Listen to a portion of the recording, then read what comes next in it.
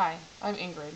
I'm a lifelong Iowan. I was born in Cedar Rapids, Iowa, and raised on a family farm outside of Volga. I attended Drake University in Des Moines, Iowa, and I currently reside in Council Bluffs, Iowa with my family. As a lifelong Iowan, I know the meaning of hard work and sacrifice. I also know Iowa and love Iowa. Almost 5 years ago, a journey began for our family. In December 2005, my wife, Riva, and I were among 6 plaintiff couples who sued the Polk County Recorder's Office in Des Moines, Iowa, for the right to marry. We had the privilege and blessing of being represented by Lambda Legal and their amazing senior staff attorney, Camilla Taylor. This journey has been a journey of tremendous highs and tremendous lows for our family and for the LGBT community at large in the state of Iowa.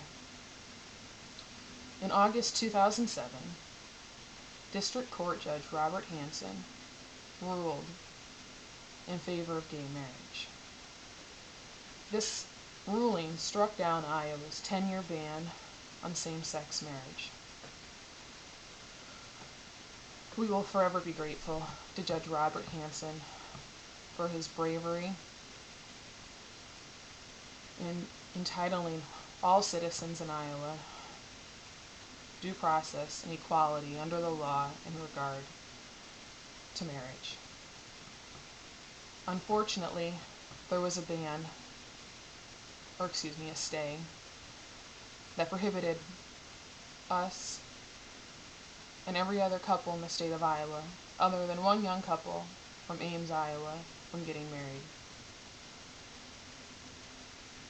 Which took us to the Iowa Supreme Court.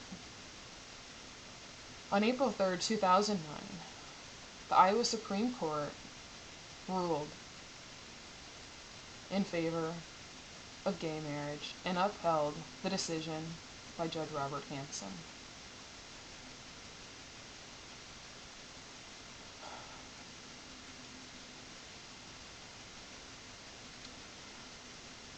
Not only was April 3rd a tremendous day for my family and the LGBT community and our allies in the state of Iowa, but also it was a historic day for the LGBT community and our allies throughout the country.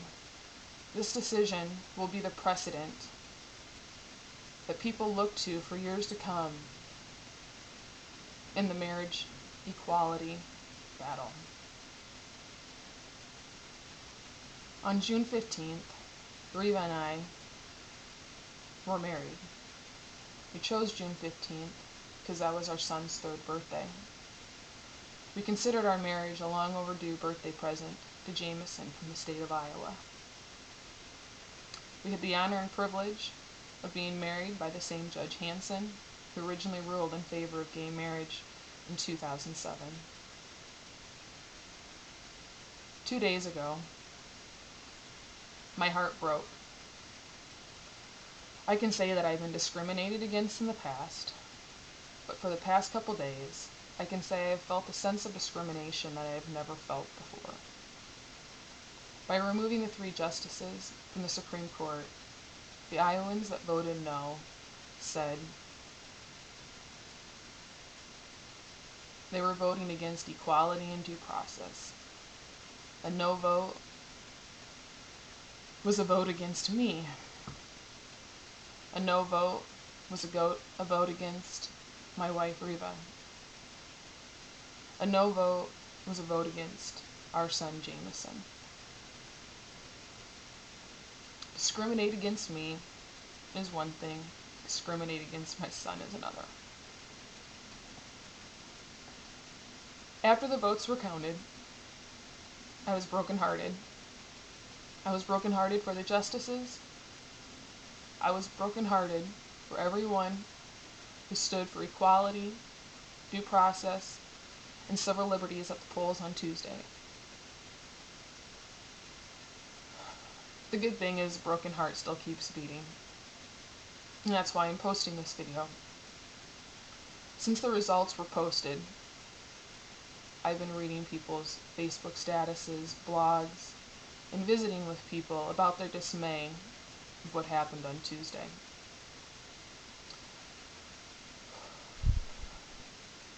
People are up in arms about what happened. They ask, how could this happen?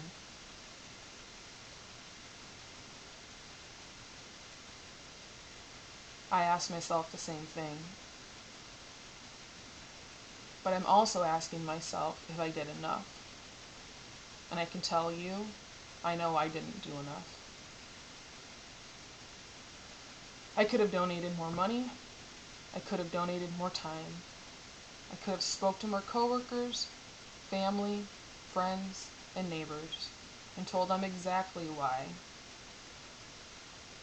a vote for no hurts my family, your family, and the families of so many other people that we love.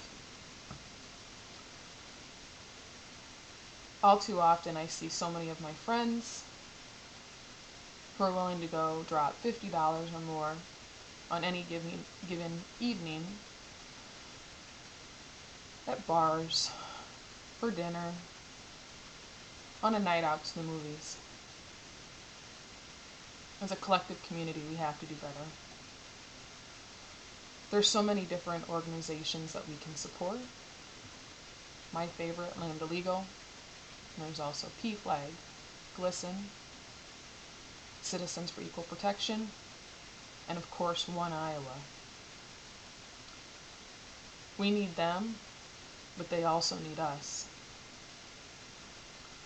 Yesterday, I was also disgusted by the ignorance from people outside Iowa that were commenting about how Iowans booted the Supreme Court justices.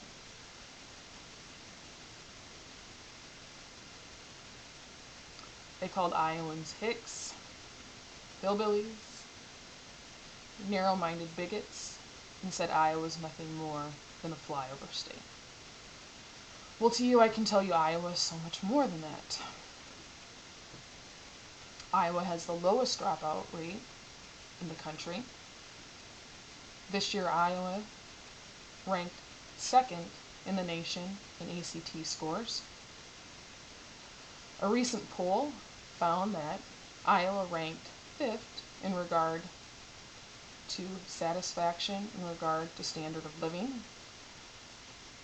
In September of 2010, Iowa had, I believe, the 8th lowest unemployment rate in the United States, and we also have one of the lowest foreclosure rates in the nation. Iowa is a great place to live and raise a family. In regard to LGBT rights, Iowa is also another great place to live. Iowa affords LGBT families to have second parent adoptions. Iowa has a non-discrimination law so that you cannot be fired, which you can be fired for being gay in a number of other states.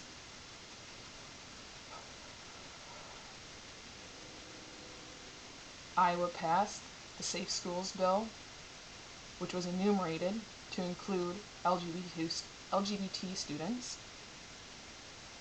And yeah, by the way, you can still get married in Iowa if you're gay or lesbian.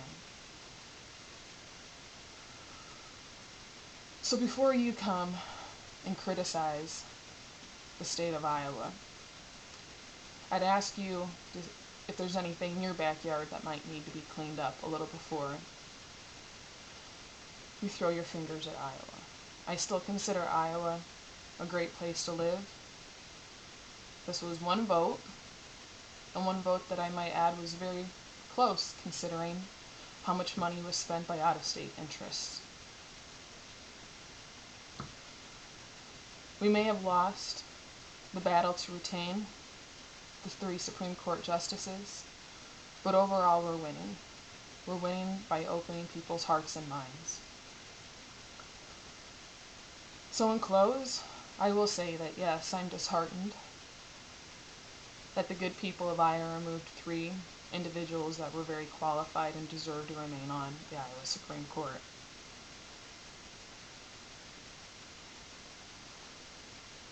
But I know history books will reflect kindly on them one day. So I ask you to do more, donate more, and stand up more for yourselves. How can we continue to ask people to stand up for us when we're not willing to stand up for ourselves?